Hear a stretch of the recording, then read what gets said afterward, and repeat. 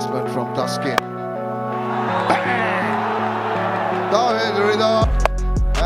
আর মাত্র 2 ম্যাচ জিততে পারলেই ঢাকার মতো শক্তিশালী দলও খেলবে এবারে সেমিফাইনাল। আর সেই প্রত্যাশা নিয়ে যেন গেলেন ম্যাক্সওয়েলের মতো হার্ডিটার ব্যাটসম্যানকে দলে ফেরালেন ঢাকার সুপারস্টার তারকা শাকিব খান। আর যা দেখে রীতিমতো অবাক হয়েছেন ফরচুন বরিশালের বড় ক্যাপ্টেন তামিম ইকবাল। হ্যাঁ দর্শক, বিস্তারিত জানুন পুরো ভিডিও জুড়ে। এবার 2025 সালে বিপিএল লিগে দেখা গিয়েছে টানা 8 ম্যাচ অবিশ্বাস্যভাবে ব্যাটিং পারফরমেন্স করতে না পেরে খুবই লজ্জাজনকভাবে ম্যাচ হেরেছিল ঢাকার মতো দল।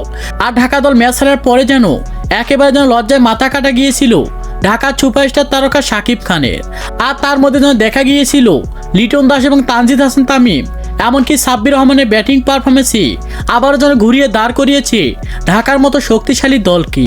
আর সেই ঢাকা দল টানা 4 ম্যাচে অবিশ্বাস্য ব্যাটিং পারফরমেন্স, এমনকি দুর্দান্ত বোলিং পারফরমেন্স করে ম্যাচ জেতার পরে যেন পয়েন্ট টেবিলে কিছুটা এগিয়ে গিয়েছে ঢাকার মতো শক্তিশালী দল। আর তাই শাকিব খানের কথা হলো যে যদি আমরা 2 ম্যাচ জিততে পারি তাহলে যেন আমরা সেমিফাইনালের আশা বাঁচিয়ে রাখতে পারবো। আর এমন প্রত্যাশা নিয়ে যেন গেলেন ম্যাক্সওয়েলের মতো হার্ডিটার ব্যাটসম্যানকে দলে ফেরালেন ঢাকার সুপারস্টার তারকা শাকিব খান। আর যা দেখে রীতিমতো অবাক হয়েছেন হাজারো কোটি ক্রিকেট ভক্ত সমর্থকরা, এমনকি ফরচুন বরিশালের বড় ক্যাপ্টেন তামিম ইকবাল।